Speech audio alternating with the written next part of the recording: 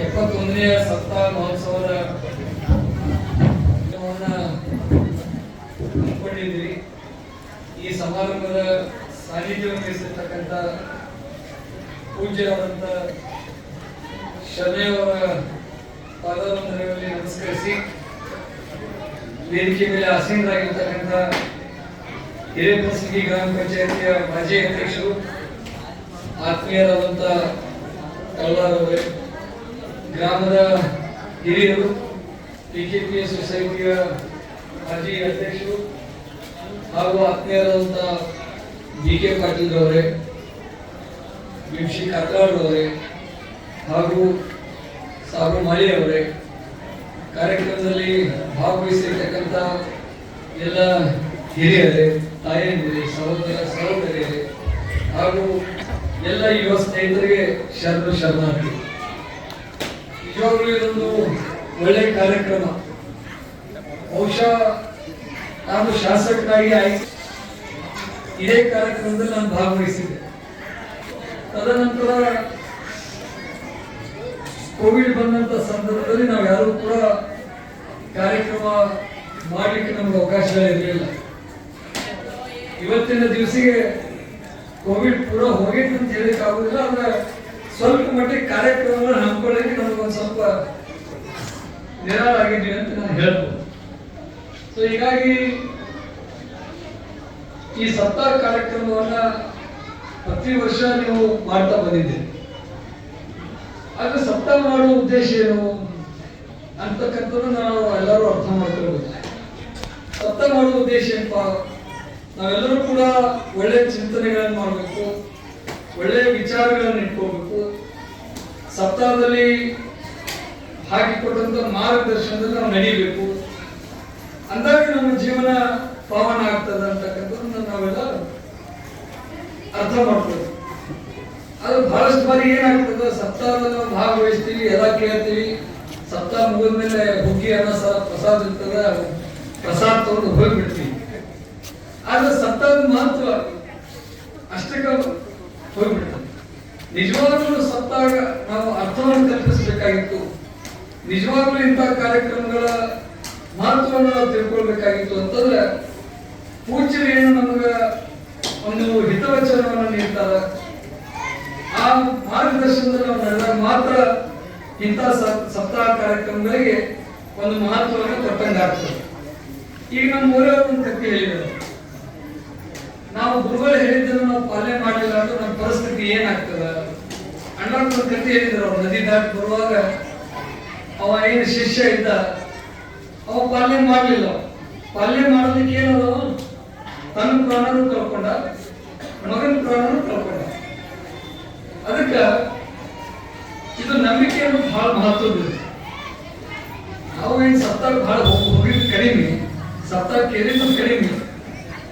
ಆದ್ರೆ ಇಂಥ ಆಧ್ಯಾತ್ಮಿಕ ಕಾರ್ಯಕ್ರಮಗಳಲ್ಲಿ ಮಾತನಾಡ್ಬೇಕಾದ್ರೆ ಬಹಳ ಜಾಗೃತಿ ಇಟ್ಕೊಂಡು ಮಾತಾಡ್ಬೇಕಾಗ್ತದೆ. ನಾವೆಲ್ಲ ಮನುಷ್ಯರು. ಒಂದು ಗಿಡದಾಗ ಒಂದು ಗುಬ್ಬಿರ್ತದೆ. ಮೊರೆ ಹೇಳಿದ್ರೆ ನಾನೊಂದು ಕತೆ ಹೇಳ್ತೀನಿ ನಿಮಗೆ. ಒಂದು ಗಿಡದಾಗ ಒಂದು ಗುಬ್ಬಿತ್ತು ಅಂತ. ಆ ಗುಬ್ಬಿ ಏನ್ ಮಾಡಿತ್ತು ಅಂತಂದ್ರೆ ಒಂದು ಗೂಡಲ್ಲಿ ಕಟ್ಟಿತ್ತು. ಆ ಗೂಡೊಳಗ 3 ಮರಿಗಳಿದ್ವು. ಆ ಗುಬ್ಬಿ ಏನ್ ಮಾಡ್ತೈತಿ, ಆ ಮರಿಗಳಿಗೆ ಏನಾದ್ರು ತಿನ್ಲಾಕ ಕೊಡ್ಬೇಕು ಅಂತ ಹೇಳಿ ಆಹಾರ ತರ್ಬೇಕಂತ ಹಾಡ್ಕೊತ ಹೋಗ್ತಿರೋದು.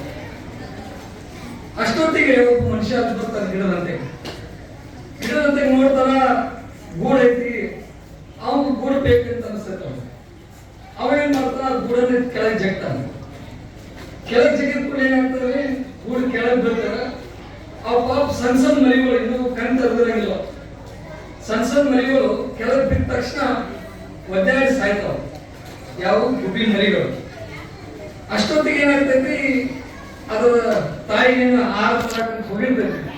ಅವ್ರು ವಾಪಸ್ ಗಿಡದಂತೆ ಬಂದು ಬರುವಷ್ಟರೊಳಗ ಗೂಡ ಇರಂಗಿಲ್ಲ. ನಾನು ಗೂಡೆಯಲ್ಲಿ ಹೋಗ್ತು ಕೆಳಗೆ ನೋಡ್ತೈತಿ, ಕೆಳಗೆ ಮರಿಗಳು ಬಿದ್ದು ಸತ್ತಿರ್ತಾವ. ಆ ಮರಿಗಳ ಬಾಜು ಒಬ್ಬ ಮನುಷ್ಯ ನಿಂತಿರ್ತಾವ.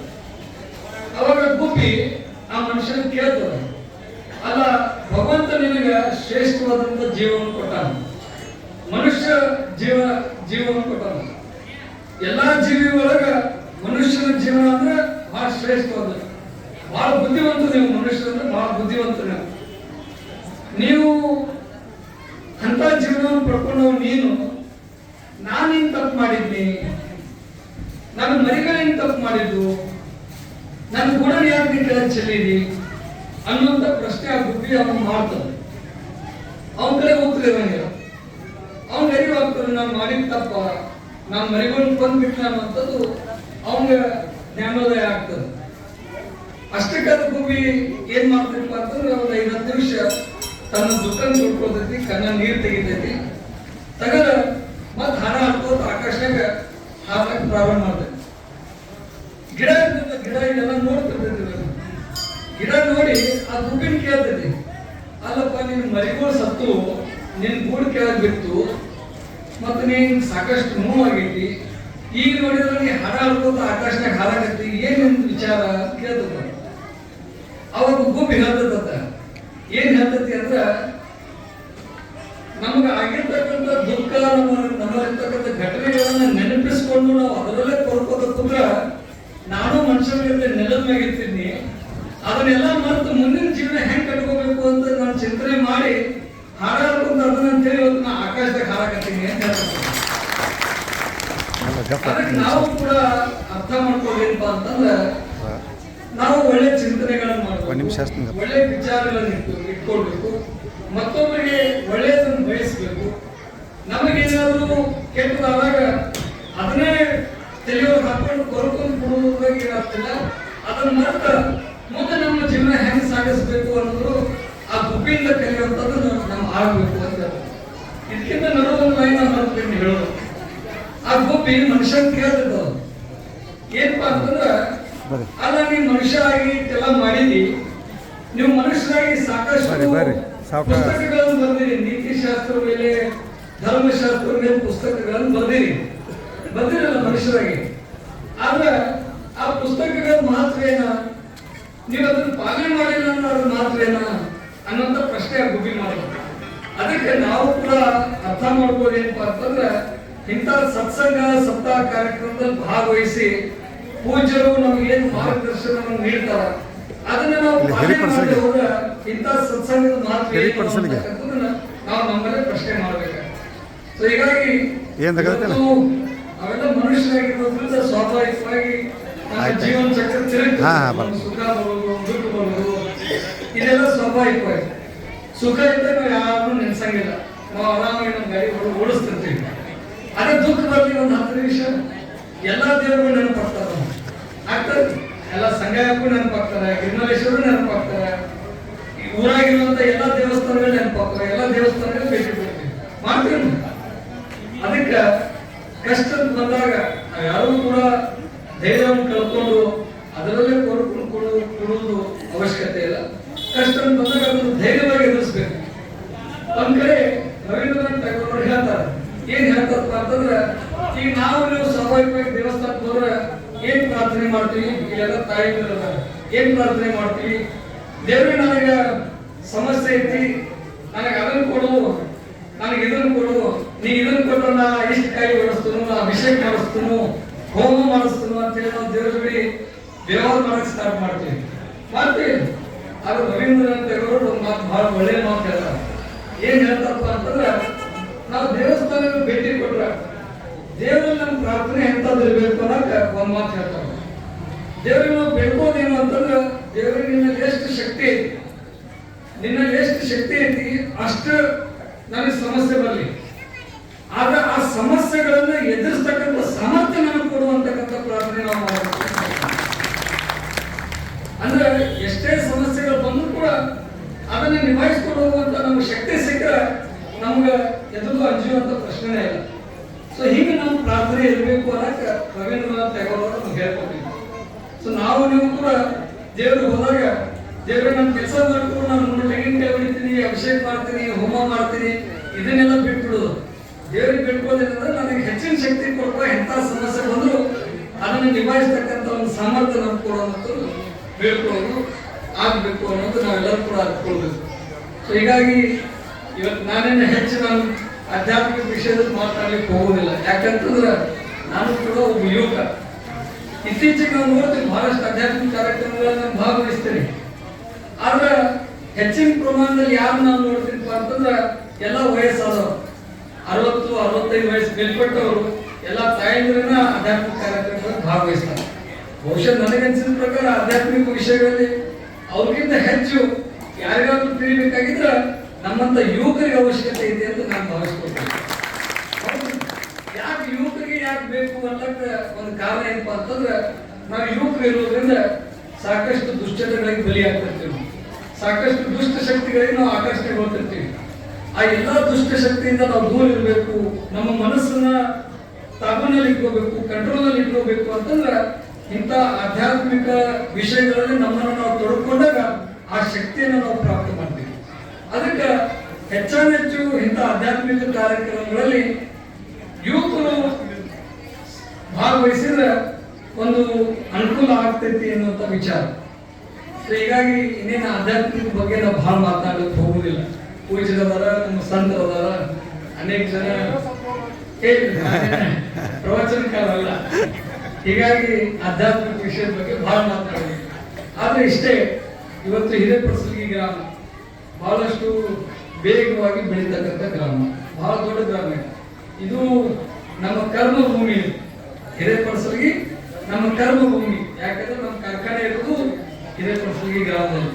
ಸೊ ಹೀಗಾಗಿ ನಾನು ಕೂಡ ಹಿರೇಪಡಸಲಗಿ ಗ್ರಾಮದವ ಅಂತ ಹೇಳಿದ್ರೆ ತಪ್ಪಾಗಲಿಕ್ಕಿಲ್ಲ. ಆದ್ರೆ ಹಿರೇಪಡಸಲಗಿ ಗ್ರಾಮದಲ್ಲಿ ಸಾಕಷ್ಟು ಹೈನುಗಾರಿಕೆ ನಡೀತದೆ, ಸಾಕಷ್ಟು ದನಕರುಗಳಿಲ್ಲ. ರೈತರು ನೀವು ನಿಮ್ಮ ಕೃಷಿ ಜೊತೆ ಹೈನುಗಾರಿಕೆನೂ ಕೂಡ ನೀವು ಮಾಡ್ತೀರಿ.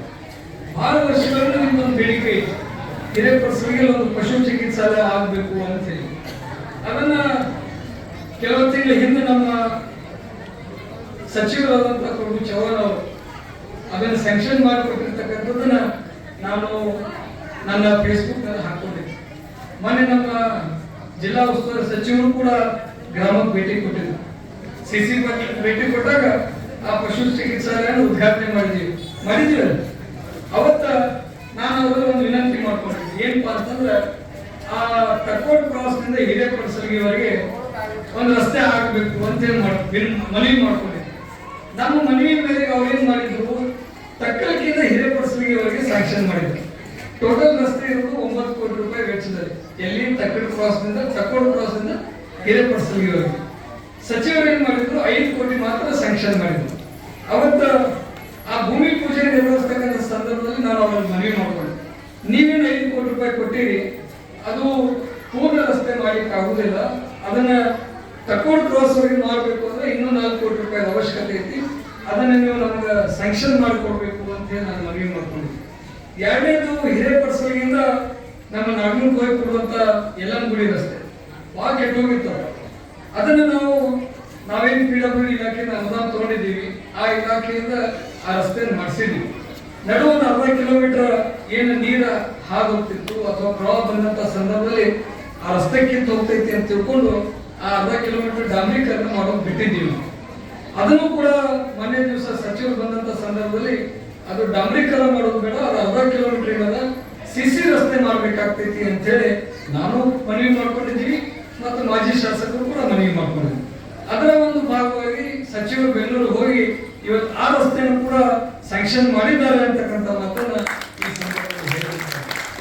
ಎಲ್ಲಕ್ಕಿಂತ ಮುಖ್ಯವಾಗಿ ಇನ್ನು 3ನೇ ಕೆಲಸ, ನಮ್ಮ ಫ್ಯಾಕ್ಟರಿ ಕ್ರಾಸ್ ನಿಂದ ಹಿರೇಪಡಸಲಗಿ ಊರವರೆಗೆ ರಸ್ತೆ ಬಹಳ ಕೆಟ್ಟಿಲ್ಲ. ಆದ್ರೆ ಸಮಸ್ಯೆ ಏನಾಗಿಪ್ಪ ಅಂತಂದ್ರೆ ರಸ್ತಾ ಒತ್ತುವರಿ ಬಹಳ ಮಾಡಾಕ್ತಾರೆ ಜನ. ಇದು ನಮ್ಮ ಗ್ರಾಮದ ರಸ್ತೆ ಅಂತ ನಾವೆಲ್ಲರೂ ಕೂಡ ಅರ್ಥಕೊಳ್ಬೇಕು. ನೀವು ಹಂಗೆ ಒತ್ತುವರಿ ಮಾಡ್ಕೊಂಡು ಹೋಗಿ ಎಷ್ಟು ಟನ್ ಕಬ್ಬು ಬೆಳೆಯೋದ್ರಲ್ಲಿ, ಹೌದಿಲ್ಲ, ಎಷ್ಟು ಕಳ್ಸೋದ್ರಲ್ಲಿ. ಆದ್ರೆ ಇಷ್ಟೇ, ನಿಮ್ಮ ಊರಿಗೆ ಬರುವಂತ ಗ್ರಾಮ ಸುಂದರವಾಗಿರ್ಬೇಕು, ದೊಡ್ಡದಾಗಿರ್ಬೇಕು ಅನ್ನುವಂಥ ಭಾವನೆ ನಾವೆಲ್ಲರೂ ಕೂಡ ಇಟ್ಕೊಳ್ಬೇಕು. ಈಗಾಗಲೇ ಆ ಸರ್ವೆ ಕಾರ್ಯವನ್ನು ಮುಗಿಸಿದ್ದೀವಿ. ಮಾನ್ಯ ಸಚಿವರು ಕೂಡ ಆ ಫ್ಯಾಕ್ಟರಿ ಕ್ರಾಸ್ ನಿಂದ ಹಿರೇಪಡಸಲಗಿವರೆಗೆ ಹೊಸದಾಗಿ ರಸ್ತೆ ನಿರ್ಮಾಣ ಮಾಡ್ಲಿಕ್ಕೆ ಈಗಾಗಲೇ ಸ್ಯಾಂಕ್ಷನ್ ಮಾಡಿಕೊಡ್ತೀನಿ ಅಂತಕ್ಕಂಥ ಭರವಸೆಯನ್ನು ಕೂಡ ಮೊನ್ನೆ ಬೆಂಗಳೂರಿಗೆ ಹೋದಾಗ ಹೇಳಿದ್ದಾರೆ. ಬಹುಶಃ ಇನ್ನೊಂದು ವಾರದಲ್ಲಿ ಅದು ಕೂಡ ಸ್ಯಾಂಕ್ಷನ್ ಆಗ್ತೈತಿ ಅಂತಕ್ಕಂಥ ಮಾತನ್ನ ಈ ಕಾರ್ಯಕ್ರಮದಲ್ಲಿ ಹೇಳಿ ಬಯಸ್ತೀನಿ. ಹೀಗಾಗಿ ಹಿರೇಪಡಸಲಗಿಗೆ ಬೇಕಾಗಿರ್ತಕ್ಕಂಥ ಅಗತ್ಯ ರಸ್ತೆಗಳು, ಪಶು ಚಿಕಿತ್ಸಾಲಯವನ್ನು ನಾವು ಈಗಾಗಲೇ ಮಾಡಿಕೊಟ್ಟಿದ್ದೀವಿ ಮತ್ತು ಗ್ರಾಮದಲ್ಲಿರುವಂತಹ ಅನೇಕ ಭವನಗಳಿಗೆ ನಮ್ಮ ಶಾಸಕರ ಪ್ರದೇಶಾಭಿವೃದ್ಧಿ ಅನುದಾನದಲ್ಲಿ ಸಾಧ್ಯವಾದಷ್ಟು ಸಹಕಾರವನ್ನು ನೀಡಿದ್ದೀವಿ. ಈ ಒಂದು ಸಂಘಟನಾ ಗುಡಿಗೂ ಕೂಡ ಹಿಂದಿನ ಶಾಸಕರು ತಂದೆಯವರು ದಿವಂಗತ ಸಿದ್ದರಾಮಯ್ಯ ಕೂಡ ಅನುದಾನವನ್ನ ಕೊಟ್ಟಿದ್ರು. 6 ಲಕ್ಷ ರೂಪಾಯಿ ಅನುದಾನವನ್ನ ಕೊಟ್ಟಿರ್ತಕ್ಕಂಥ ವಿಷಯ ನನ್ನ ಗಮನಕ್ಕೆ ಬಂದದ್ದು. ಆದರೆ ಇದು ಪೂರ್ಣಗೊಂಡಿಲ್ಲ, ಇದು ಅರ್ಧಕ್ಕೆ ನಿಂತು ಬಿಟ್ಟಿದೆ. ಅದಕ್ಕೆ ಬಹಳ ದಿವಸದಿಂದ ಹಿರಿಯರು ನಮ್ಮ ಯತ್ನಾಳವರು ನಾವು ಮನವಿ ಮಾಡ್ಕೊಂತಿರಾದ ಸರ್ ಹೆಂಗಾರ ಮಾಡಿಬಿಟ್ಟಿದ್ರು ಮುಗಿಸ್ಕೊಡು ಅಂತ ಹೇಳಿ. ಆದ್ರೆ ಏನಾಗ್ಬಿಟ್ಟಪ್ಪ ಅಂತಂದ್ರೆ ನಾವು ಈಗಿರೋದು ವಿರೋಧ ಪಕ್ಷದಲ್ಲಿ ನಮ್ಗೆ ಮುಜರಾ ಇಲಾಖೆಯಿಂದ ಅನುದಾನ ಬರಂಗಿಲ್ಲ, ಸಮಾಜ ಕಲ್ಯಾಣ ಇಲಾಖೆಯಿಂದ ಅನುದಾನ ಬರಂಗಿಲ್ಲ. ನಾವ್ ಏನೇ ಮಾಡಿದ್ರು ಶಾಸಕರ ಪ್ರದೇಶಾಭಿವೃದ್ಧಿ ಅನುದಾನದಲ್ಲಿ ನಾವೆಲ್ಲ ಮಾಡ್ಬೇಕಾಗ್ತದೆ. ಸೊ ಹೀಗಾಗಿ ಶಾಸಕರ ಪ್ರದೇಶಾಭಿವೃದ್ಧಿ ಅನುದಾನ ನಮಗೇನು ಬರುದು 2 ಕೋಟಿ ರೂಪಾಯಿ, ಅದು ಯಾವುದಕ್ಕೂ ಸಾಲಾಗಿಲ್ಲ. ನಾವು ಅದ್ರಾಗ ಸಣ್ಣ ಪುಟ್ಟ ರಸ್ತೆಗಳು ಮಾಡ್ಬೇಕು, ಸಾಲಿ ರಿಪೇರಿಗಳು ಮಾಡ್ಬೇಕು, ನಿಮ್ಗೆ ಶುದ್ಧ ಕುಡಿಯುವ ನೀರಿನ ಘಟಕ ಮಾಡ್ಬೇಕು, ಎಲ್ಲಾದ್ರೂ ನೀರಿನ ಸಮಸ್ಯೆ ಬಗೆಹರಿಸ್ಬೇಕು. ಇದೆಲ್ಲದ್ರ ಜೋಡಿ ಗುಡಿ ಗುಂಡಾಗ ಅನುದಾನ ಕೊಡ್ಬೇಕಂತ. ಸೊ ಹೀಗಾಗಿ ಅದೇನೇ ಇದ್ರೂ ಕೂಡ ಇವತ್ತೇನಿದು ಭವನ ಅಭಿವೃದ್ಧಿ ಅಂತ ಐತಿ, ಇದನ್ನ ಸಾಧ್ಯದ ಮಟ್ಟಿಗೆ ಈ ಕೆಲಸವನ್ನ ಮತ್ತೆ ಮುಂದುವರಿಸಲಿಕ್ಕೆ ನನ್ನ ಶಾಸಕರ ಪ್ರದೇಶಾಭಿವೃದ್ಧಿ ಅನುದಾನದಿಂದ 2 ಲಕ್ಷ ರೂಪಾಯಿ ಅನುದಾನವನ್ನ ಕೊಡ್ತೀನಿ ಅಂತ ಈ ಕಾರ್ಯಕ್ರಮದ ಹೇಳಿದ್ರೆ ಅವ್ರಿಗೆ ಇಷ್ಟಕ್ಕೆ ನಿಲ್ಲುವುದಿಲ್ಲ. ಯಾಕಂತಂದ್ರೆ ಮಾನ್ಯ ನಂಗೆ ಅಕ್ಬರ್ ಅವರು ಭೇಟಿಯಾಗಿದ್ರು, ಸಾಹೇಬ್ರು ನೀವು ಎಲ್ಲರಿಗೂ ಕೊಟ್ರಿ ಮತ್ತು ನಮಗೆ ಇದಕ್ಕೆ ಕೊಟ್ಟಿಲ್ಲ ಬಿಟ್ಟಿರಿ ಅಂತ ಹೇಳಿ ನೆನಪು ಮಾಡಿದ್ರು. ನಾ ಅಕ್ಬರ್ ಹೇಳಿ ನೀವೇನ್ ಚಿಂತೆ ಮಾಡ್ಬೇಡ್ರಿ, ನಿಮಗೂ ನಾವು ಕೊಡ್ತೀವಿ ಅನ್ನೋಂಥ ಭರವಸೆನ ಅವ್ರಿಗೆ ಕೊಟ್ಟಿದ್ದೀವಿ.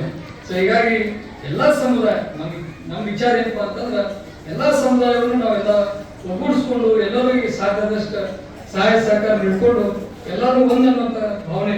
ಇವತ್ತು ನಾವೆಲ್ಲ ಇಂಚಿಕೇರಿ ಮಹಾರಾಜರ ಒಂದು ಸಂಪ್ರದಾಯ ನಡೆಯೋಣ. ಇಂಚಿಕೇರಿ ಸಂಪ್ರದಾಯ ಏನ್ ಹೇಳ್ತದ? ಏನ್ ಒಂದೇ ಜಾತಿ ಒಂದೇ ಧರ್ಮ ಶ್ರೇಷ್ಠ ಅಂತ ಹೇಳ್ತದ? ಇಲ್ಲ, ಎಲ್ಲರೂ ನಾವೆಲ್ಲ ಮನುಷ್ಯರ ಜಾತಿ ಒಂದೇ ಅಂತಕ್ಕಂಥದ್ದನ್ನ ಇಂಚಿಕೇರಿ ಸಂಪ್ರದಾಯ ಹೇಳ್ತದೆ. ಆ ಸಂಪ್ರದಾಯವನ್ನ ನಾನಷ್ಟೇ ಅಲ್ಲ, ನಮ್ಮ ತಂದೆಯವರಷ್ಟೇ ಅಲ್ಲ, ನಮ್ಮ ಮುತ್ತೆ ಹಿಡ್ಕೊಂಡು ನಾವು ಅದನ್ನ ಪಾಲನೆ ಮಾಡ್ಕೊಂಡು ಬಂದವರದೀವಿ. ಎಲ್ಲಾ ಸಮುದಾಯವನ್ನ ಒಗ್ಗೂಡಿಸ್ಕೊಂಡು ಹೋಗ್ತಕ್ಕಂಥ ಕೆಲಸ ನಾವು ಮಾಡ್ತೀವಿ ಅಂತಕ್ಕಂಥ ಮಾತನ್ನ ಈ ಸಂದರ್ಭದಲ್ಲಿ ಹೇಳಿ ಇನ್ನೇನು ಹೆಚ್ಚಿಗೆ ಮಾತನಾಡೋದಿಲ್ಲ. ಯಾಕಂದ್ರೆ ನಾನು ಕೂಡ ಸಾವಳಗಿ ಇನ್ನೊಂದು ಕಾರ್ಯಕ್ರಮದಲ್ಲಿ ಭಾಗವಹಿಸಬೇಕಾಗಿತ್ತು. ನನ್ನ 2 ತೊದಲು ನುಡಿಗಳ ನಂತರ ನಾನು ಮುಂದಿನ ಕಾರ್ಯಕ್ರಮ ಹೋಗ್ಲಿಕ್ಕೆ ನೀವು ಅನುವು ಮಾಡಿಕೊಟ್ರೆ ನನಗೊಂದು ದೊಡ್ಡ ಪುಣ್ಯ ಮಾಡಿದಾಗ ಆಗ್ತೈತಿ ಅಂತಕ್ಕಂಥ ಮಾತನ್ನು ಹೇಳಿ ನನ್ನ 2 ತೊದಲು ನುಡಿಗಳಿಗೆ ವಿರಾಮ ಹಾಕ್ಲಿಕ್ಕೆ ಬಯಸ್ತೇನೆ. ತಮ್ಗೆಲ್ಲರಿಗೂ ಕೂಡ ವಂದಿಸಿ ಎಲ್ಲರಿಗೂ ನಮಸ್ಕಾರ.